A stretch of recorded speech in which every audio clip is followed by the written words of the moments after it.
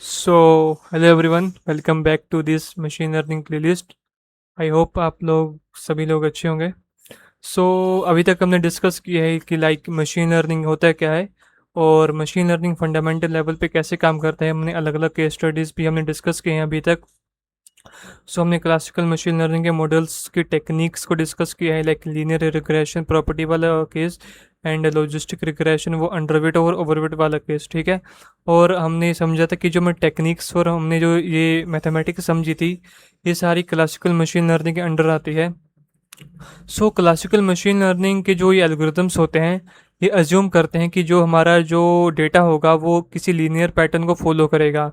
But the world does not revolve around you यार। But होता क्या है, सॉरी, कि ये अज्यूम करते हैं कि जो हमारा डेटा होगा वो लीनियर पैटर्न को फॉलो करेगा, बट एक्चुअल में ऐसा नहीं होता है ना। हमारा जो डेटा होता है वो नॉन लीनियर पैटर्न्स को फॉलो करता है, जो कि हमारा रियल डेटा होता है, ठीक है। कि वो किसी लाइन को फॉलो नहीं करता मोस्ट ऑफ द टाइम। उन रियल वर्ल्ड डेटाज में ये जो क्लासिकल जो मॉडल्स है, मशीन लर्निंग मॉडल्स होंगे, सो कॉल्ड मॉडल्स, ये फेल हो जाते हैं। मतलब वो जो इनको काम करना चाहिए भाई तुम प्रिडिक्ट करो, नहीं कर पाते हैं भाई, वहाँ पे फेल हो जाते हैं। तो अगर ये फेल हो गए तो भाई कुछ तो करना पड़ेगा ना। तो करते क्या है, फिर हमने सोचा कि भाई कुछ एडवांस्ड मॉडल्स बनाए जाएं, एडवांस मशीन लर्निंग मॉडल, कि जो इनसे काम नहीं हो रहा है वो वाला मतलब काम कर पाए, लाइक नॉन लीनियर पैटर्न्स को डिटेक्ट करना। हमने ट्राई किया कि जो हमारा ह्यूमन, हमने सोचा कि भाई जो हमारा ह्यूमन ब्रेन होता है वो हर टाइम काफ़ी ज़्यादा नॉन लीनियर डेटा के साथ प्रोसेसिंग करता है। हम भी कुछ ऐसा मशीन लर्निंग सिस्टम बनाएं, मशीन लर्निंग मॉडल बनाएं, वो भी उस तरीके से काम करेगा लाइक जिस तरीके से हमारा दिमाग काम करता है। तो हमने देखा कि हमारे दिमाग में न्यूरॉन्स होते हैं, बहुत सारे न्यूरॉन्स होते हैं, बहुत सारे लेयर्स में होते हैं।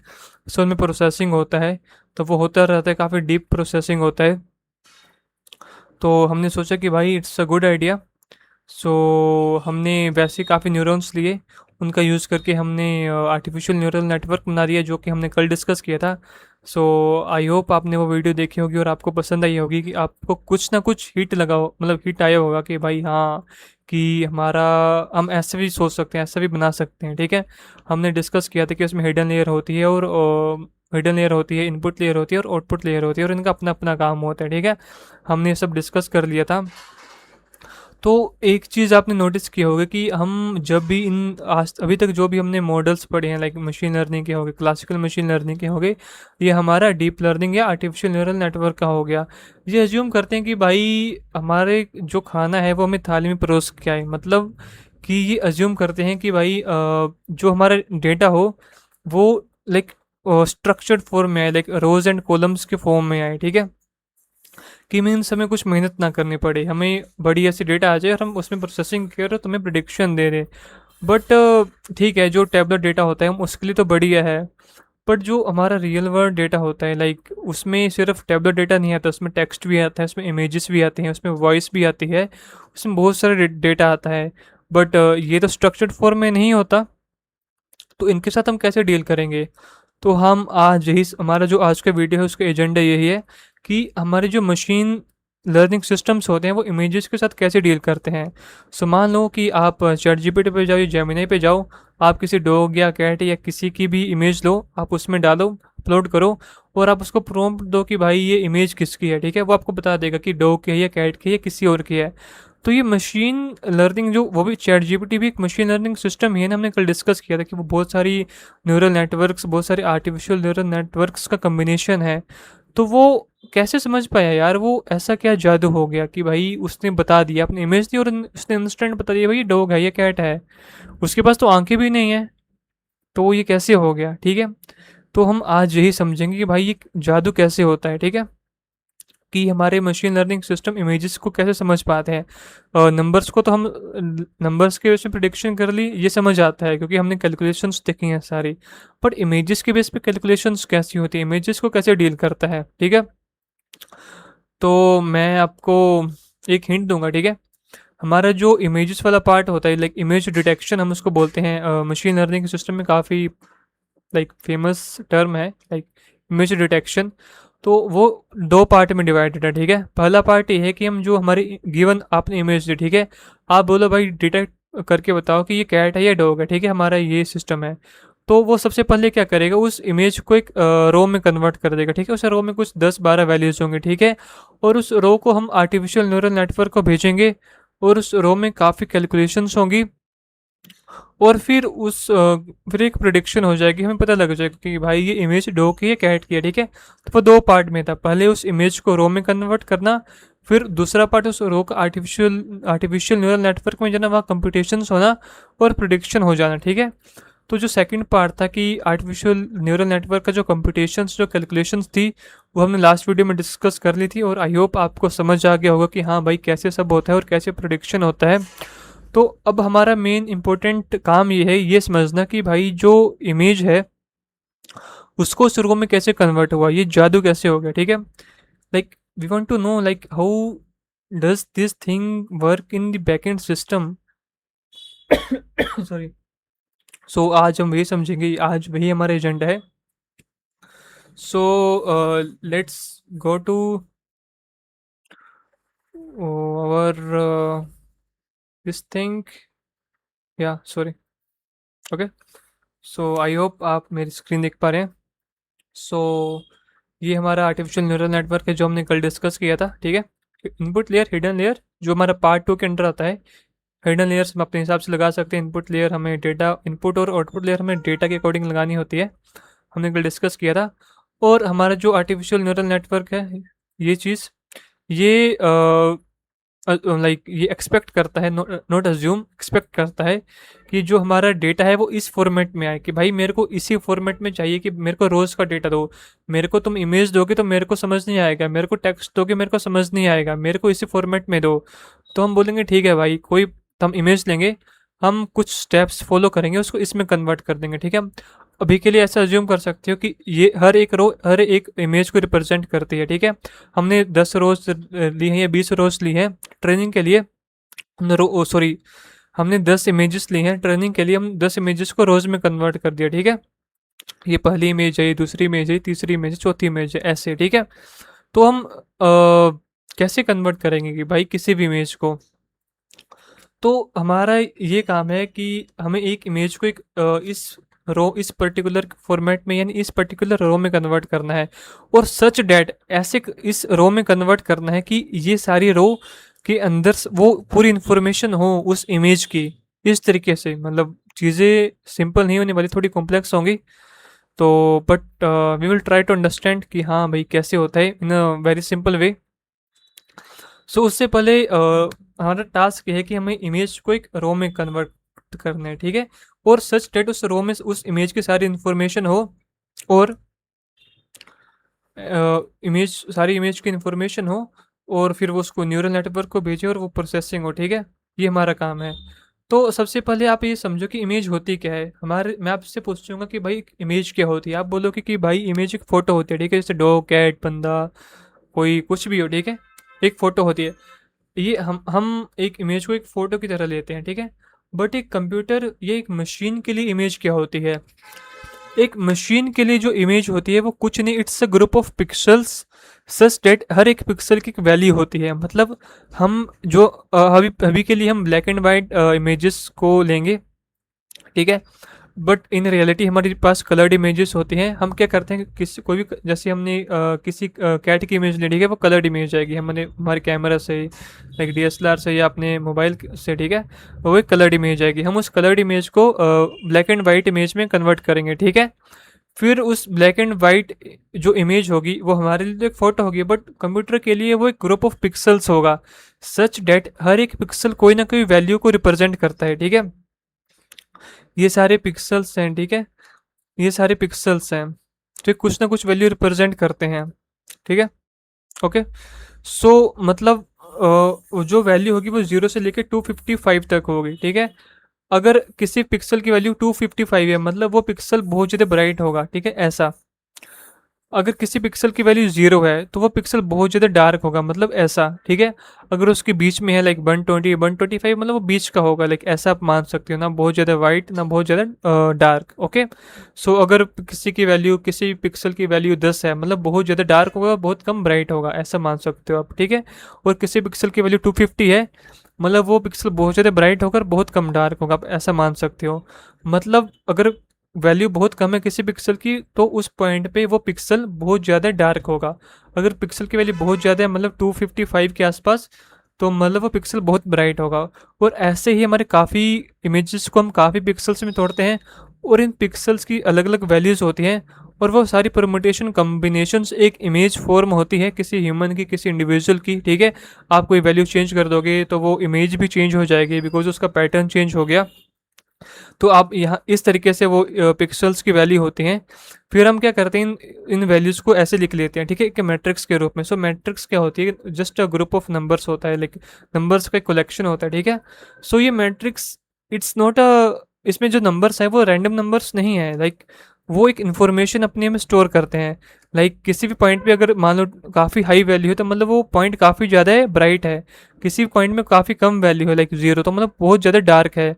अगर बीच का है मतलब 130, तो वो आधा डार्क है, आधा मतलब वो लाइक नॉर्मल पॉइंट है, ठीक है। तो ऐसे ही अलग अलग मान लो पूरी इसमें नंबर्स चेंज कर दिए, ठीक है, कुछ किसी को कम कर दिया, किसी को बढ़ा दिया, तो वो पूरी इमेज हमारी चेंज हो जाएगी। तो ऐसा भी हो सकता है कि अब कान ऊपर आ जाए, ठीक है, सॉरी कान नीचे आ जाए, आंखें मतलब ऊपर आ जाए, या सिर नीचे आ जाए, टांगे ऊपर आ जाए। तो ऐसा काफ़ी कुछ हो सकता है अगर आप इस नंबर के साथ खेलोगे। तो जो ये नंबर्स हैं, ये इन्फॉर्मेशन शेयर करते हैं, सॉरी इन्फॉर्मेशन स्टोर करते हैं किसी भी इमेज का, ठीक है। वो इन्फॉर्मेशन क्या स्टोर करते हैं, आई होप आप समझ चुके होंगे। तो अभी हम लाइक अपने टास्क पे वापस आते हैं कि हम एक ऐसा मशीन लर्निंग सिस्टम बनाना है कि जो कि एक कैट को देखे, कैट की फ़ोटो को देखे, कैट की इमेज को देखे, और डॉग की इमेज को देखे, और मैं बता दी कि भाई ये डॉग है या कैट है। सो हमारे पास इतना नॉलेज है, बट कितना, क्या इतना नॉलेज सफिशिएंट है कि हम डिटेक्शन कर पाएँ? आप पॉज़ करके आप सोच सकते हैं कि, और मेरे को आंसर दे सकते हैं। सो इसका आंसर ये है कि ये नॉलेज तो है हमारे पास, ठीक है, बट इतना नॉलेज सफिशिएंट नहीं है कि हम बता सकें इस नॉलेज के बेस पे, ठीक है, इन नंबर्स और इन नॉलेज के बेस पे कि वो इमेज हो, सॉरी वो इमेज कैट की होगी क्या डॉग की होगी। तो हमें और ज़्यादा डेटा चाहिए, ठीक है। अब जैसे डॉग होता है, उसके जो आइज़ होती है वो कुछ अलग तरीके की होगी, कैट की कुछ अलग तरीके की होंगी, उसके हेयर्स कुछ अलग तरीके के होंगे डॉग के, कैट के कुछ अलग तरीके के होंगे। सो ऐसे बहुत सारी अलग-अलग चीज़ें होती हैं। सो हम वही करते हैं, हम अलग-अलग इस मैट्रिक्स में वो चीज़ें फाइंड करते हैं, ठीक है? कि इसमें क्या होगा, क्या नहीं होगा, ठीक है? उसके लिए अलग हमारी प्रोसेस होती है, वो हम डिस्कस करेंगे कि हम किस तरीके से पैटर्न्स फाइंड कर सकते हैं, कि वो आँखें कैसे फाइंड करेगा, कान कैसे फाइंड करेगा, उसके लेग्स कैसे फाइंड करेगा, उसके हेयर्स कैसे फाइंड करेगा, वो हम प्रोसेस डिस्कस करेंगे, ठीक है? बट उसके पहले आप आरजीबी इमेज के बारे में समझ लो। जो हमारी कलर्ड इमेज होती है, इसको हम आरजीबी यानी रेड ग्रीन ब्लू बोलते हैं, ठीक है। वो भी ऐसी ही होती है, बट उसमें तीन मैट्रिसेस होती हैं, सच डेट जैसे हमारा जो ब्लैक एंड वाइट था ना, उसमें सिर्फ एक पिक्सल पे सिर्फ एक वैल्यू होती है, ठीक है, कि वो वैल्यू 0 से 255 के बीच में होती है, ठीक है। बट जो हमारा कलर्ड इमेज होता है, उसमें एक पिक्सल में तीन वैल्यूज होती हैं। सबसे पहले रेड की वैल्यू होगी, फिर ग्रीन की, फिर ब्लू की। अगर मान लो किसी पॉइंट पे रेड की वैल्यू 255 है और ग्रीन और ब्लू की 0 है, तो इसका मतलब वो पॉइंट रेड है। अगर किसी पॉइंट पे ग्रीन की वैल्यू 255 है और रेड की वैल्यू 0 है और ब्लू की वैल्यू 0 है, तो मतलब वो ग्रीन पॉइंट है प्रॉपर, ठीक है। और सिमिलरली फॉर ब्लू, अगर किसी पॉइंट पे तीनों की वैल्यू 255 है, तो मतलब वो पॉइंट पूरी तरीके से ब्राइट है, पूरी तरीके से वाइट है। अगर किसी पिक्सल पे यानी किसी पॉइंट पे, सॉरी मैं इंटरचेंज करता रहूँगा पिक्सल या पॉइंट को, आप समझ जाना। किसी पिक्सल पे अगर तीनों के वैल्यूज 0 है, तो मतलब वो डार्क है, ठीक है। किसी में मान लो अगर तीनों में मतलब 125 है, तो वो पॉइंट ग्रे होगा, ठीक है। तो ऐसे ही बहुत सारी मल्टीपल परमुटेशंस एंड कम्बिनेशंस बनेंगे, उसका यूज़ करके कोई हमारी इमेज बनती है, ठीक है। ओके, आप समझ गए होंगे I hope. So RGB image को हम इसमें कन्वर्ट करेंगे, सॉरी ब्लैक एंड वाइट में। ब्लैक एंड वाइट को पिक्सल्स में तोड़ेंगे, फिर हर पिक्सल की एक वैल्यू असाइन होगी। उन वैल्यूज़ का हम एक मैट्रिक्स बना देंगे, सच दैट वो मैट्रिक्स ये डेटा स्टोर करेगा कि भाई इस पॉइंट में कितनी ब्राइटनेस और कितनी डार्कनेस है। और हमें एक्स्ट्रा इन्फॉर्मेशन चाहिए कि हमें उसकी लाइक अलग अलग एजेस चाहिए, ठीक है। तो उसके लिए हम यूज़ करते हैं कन्वोल्यूशनल न्यूरल नेटवर्क्स। सो ये दो चीज़ों से बने हैं, कन्वोल्यूशन और न्यूरल नेटवर्क्स। सो ये हमारा पार्ट 1 है यहाँ से लेके यहाँ तक, ठीक है। और यहाँ से यहाँ के लेके पार्ट 2 है। ये पार्ट 2 हम कल डिस्कस कर चुके हैं, ठीक है। सो हमारा मेन टास्क ये है कि हमारी कोई भी इमेज हो, उसको हमने इस फ्लैटन लेयर में कन्वर्ट करना है, इस रो में कन्वर्ट करना है। वो ये उस रो को आप ऐसे समझ सकते हो, ये वाली रो, ठीक है, ये करना है। फिर ये रो आगे न्यूरल नेटवर्क हो जाएगी, सेम प्रोसेसिंग होगा हमारे लिए, चीज़ें मतलब हम समझ चुके हैं कि यहाँ तक कैसा होगा, ठीक है, प्रोसेसिंग। बट हमें ये वाली प्रोसेसिंग समझनी है यहाँ तक की, ठीक है। तो वो कैसे होगी अभी वही समझेंगे। सो कोई इमेज आएगी, ठीक है, ये RGB इमेज है, कलर्ड इमेज है। इसको हम ब्लैक एंड वाइट में कन्वर्ट करेंगे, फिर उसको पिक्सल्स में तोड़ेंगे, फिर वो इस ये वैल्यू देंगे, ठीक है। फिर वो इस तरीके से टूट जाएगी। फिर हम अपने इस सिस्टम में काफ़ी कन्वोल्यूशनल लेयर्स लगाते हैं, सच डेट हर कन्वोल्यूशन लेयर का कुछ ना कुछ काम होगा। मतलब जो पहली कन्वोल्यूशन लेयर होगी वो काम करेगी कि हमारी जो इमेज है, ये वाली इमेज होगी, इसमें लीनियर पाथ फाइंड करेगी, उसमें लाइंस फाइंड करेगी। मान लो ये जैसे ग्रास है, ये जो कुछ है, ये एक लाइन है, या ये एक लाइन है, वो लाइंस फाइंड करेंगे इस इमेज में कितनी लाइंस है, उसको और किसी चीज़ से मतलब नहीं, उसको सिर्फ लाइंस फाइंड करनी है। और जो मैट्रिक्स जो आउटपुट देगी, ठीक है, वो ये वाली मैट्रिक्स इनपुट लेगी, जिसमें ये इन्फॉर्मेशन स्टोर है कि ब्राइटनेस और डार्कनेस की। ये वाली कन्वोल्यूशन कैलकुलेशंस के बाद इसी मैट्रिक्स में वो डिटेल्स ऐड कर देगी कि भाई इस इमेज में अब लाइंस भी हैं, लाइंस की इन्फॉर्मेशन भी है, सॉरी इस मैट्रिक्स में लाइंस की इन्फॉर्मेशन भी है, और ब्राइटनेस और डार्कनेस की इन्फॉर्मेशन भी है, ठीक है। फिर यहाँ पे आएंगे, फिर ये वाली कन्वोल्यूशन लेयर प्रोसेस करेगी कि इस इमेज में ब्राइटनेस है, डार्कनेस है, लाइंस है, और ये फाइंड करेगी थोड़ा नॉन लीनियर पैटर्न्स।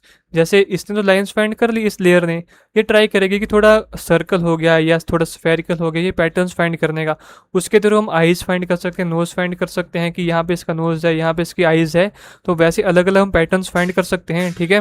फिर अगली लेयर थोड़े और कॉम्प्लेक्स पैटर्न फाइंड करेंगी, मतलब सभी का कम्बिनेशन, किसी लाइन और जैसे ये लाइन और ये सर्कल बना के नोज़ बनाता है, तो ये वो चीज़ पैटर्न फाइंड करेंगी। फिर ये ओवरऑल फाइंड करेगी, ठीक है। फिर यहाँ तक आते आते हम एक ऐसी मैट्रिक्स बना लेंगे, यहाँ से लेके इसे मैट्रिक्स इनपुट जाएगी।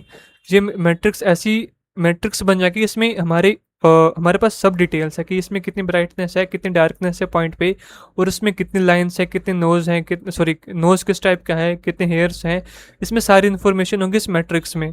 फिर इस मैट्रिक्स को हम नॉर्मलाइज कर लेंगे, मतलब एक रो में कन्वर्ट कर सकते हैं, ठीक है, रो में कन्वर्ट कर देंगे। फिर वो आर्टिफिशियल न्यूरल नेटवर्क हो जाएगी। फिर सेम तरीके से प्रोसेसिंग होगी, लाइक इनपुट्स और वेट्स का मल्टीप्लिकेशन, फिर सारे मल्टीप्लिकेशन का एडिशन होगा, फिर उनमें बायस ऐड होगा, फिर वो यहाँ पे हर न्यूरॉन का एक्टिवेशन फंक्शन होगा, फिर अपने पैटर्न्स फाइंड करेगी, फिर यहाँ पे हमारा जो प्रिडिक्शन करेगी, ठीक है। अभी जो हमारा ये एग्जांपल है कन्वोल्यूशन न्यूरल नेटवर्क, इसमें हमारे 3 कैटेगरीज हैं, ठीक है। तो जैसा हमने डिस्कस किया था, अगर 3 कैटेगरीज तो आउटपुट में 3 न्यूरॉन होंगे, सच डेट हर एक न्यूरॉन हर एक कैटेगरी को रिप्रेजेंट करता है। ये वाला न्यूरॉन फर्स्ट कैटेगरी को रिप्रेजेंट करेगा, ये वाला सेकंड को, और ये वाला थर्ड को। जब यहाँ से कैलकुलेशंस होंगी ना, तो एक हर न्यूरॉन की कुछ वैल्यू होगी, इसकी एक वैल्यू आएगी, इसकी एक वैल्यू आएगी, इसकी एक वैल्यू आएगी। मान लो इस न्यूरॉन की सबसे ज़्यादा वैल्यू है, ठीक है, फर्स्ट न्यूरॉन की। तो हम ये जैसे फर्स्ट न्यूरॉन फर्स्ट कैटेगरी से रिलेटेड है, तो हम अज्यूम करेंगे कि इस पर्टिकुलर इमेज ने ये प्रिडिक्शन की, ठीक है। फिर हम ये देखेंगे कि जो हमने इमेज दी वो प्रिडिक्शन सही है या नहीं है। पर हमारे केस में अभी के लिए हमने पांडा की इमेज दी, बट इसने रेड पांडा को डिटेक्ट किया, ठीक है। तो ये इमेज सही नहीं है, ठीक है, सॉरी ये डिटेक्शन सही नहीं है। तो हम फिर से अपने वेट्स में चेंजेस करेंगे, इस तरीके से चेंज करेंगे कि जो पांडा है पांडा को ही डिटेक्ट करे, किसी और एनिमल को डिटेक्ट ना करे, ठीक है। तो अगर वो सही आएगी तो हम कोई चेंज नहीं करेंगे। ऐसे ही हमारे पास हज़ारों इमेजेस होंगी, ठीक है, हर इमेज का लेबल होगी, भाई इमेज क्या है। हम इमेज को 1 बाय 1 भेजेंगे, और इमेज में डिटेक्शन होगा, अगर डिटेक्शन सही आता है तो हम बोलेंगे कि भाई ठीक है, तो कुछ चेंज नहीं करेंगे। अगर डिटेक्शन गलत आता है तो हम वेट्स में चेंज करेंगे, फिर डिटेक्ट करेंगे भाई जो हमने वेट चेंज किए उसकी वजह से हमारी प्रिडिक्शन सही आ रही है नहीं। अगर सही आती है तो ओके, हम नेक्स्ट इमेज पे मूव करेंगे, अगर नहीं तो हम फिर से चेंज करेंगे। तो इस तरीके से हम हज़ारों इमेजेस के साथ यही सेम तरीके से ट्रेनिंग करेंगे, और फाइनली हम ऐसे सिस्टम बना लेंगे कि वो मतलब मान लो कि कैट एंड डॉग का, कि हम उसको कैट की इमेज दें तो वो कैट डिटेक्ट करता है, डो की दें तो वो डो को डिटेक्ट करेगा, ठीक है। इस तरीके से सिस्टम होगा। सो ये मैंने सिंपल एप्लीकेशन बताई, तो उससे बहुत सारी एप्लीकेशंस हम यूज़ हमारे रियल लाइफ एग्जांपल्स में है। लाइक जो हमारी सेल्फ ड्राइविंग कार होती है टेस्ला की, वो भी कन्वोल्यूशनल न्यूरल नेटवर्क को यूज़ करती है। लाइक वो देखती है कि मतलब कार चल रही है, तो वो देखती है कि मेरे जो अभी 10 मीटर दूर वो इंसान है, कि लाइक रेड सिग्नल है, कि कुछ भी है, वो सारे पैटर्न उनको डिटेक्ट करती है। फिर वो उसके अकॉर्डिंग वो एक्शन लेती है, ठीक है। कि मान लो वो एक जा रही है, ठीक है, वो सेल्फ ड्राइविंग कार है, ठीक है, वो जा रही है।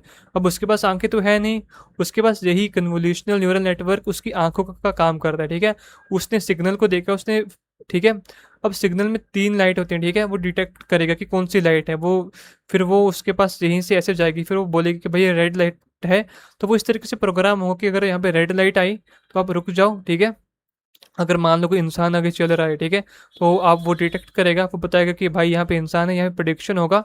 फिर वो मशीन अपने मैकेनिकल सिस्टम का यूज़ करके, ठीक है, वो इन्फॉर्मेशन जाएगी अपना मैकेनिकल सिस्टम का यूज़ करके, वो वहाँ पे रुक जाएगी, ठीक है।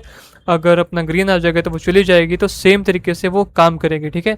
ये जितने भी हमारे एडवांस्ड एआई सिस्टम्स हैं, लाइक जेमिनी, चैट जीपीटी, जितने भी, लाइक सेल्फ ड्राइविंग कार, उनके लिए लाइक आई का काम यही चीज़ काम करती है, ठीक है। फंडामेंटल लेवल में यही काम करते हैं, यही बताती है कि भाई ये इमेज क्या है।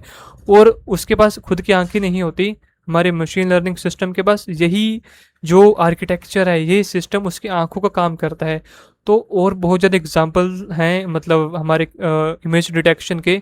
लाइक जो मेडिकल फील्ड में, कि हम किसी भी डिजीज़ का हम लाइक उसके एक्सरे का इमेज लें, उसको ट्रेनिंग करवा सकते हैं, हम डिटेक्ट करवा सकते हैं कि भाई इस इमेज को देख के बताओ कि कौन सी प्रॉब्लम, कौन सा इशू है, तो वो बता सकते हैं। और ऐसे अन नंबर ऑफ एप्लीकेशंस हम यूज़ कर सकते हैं।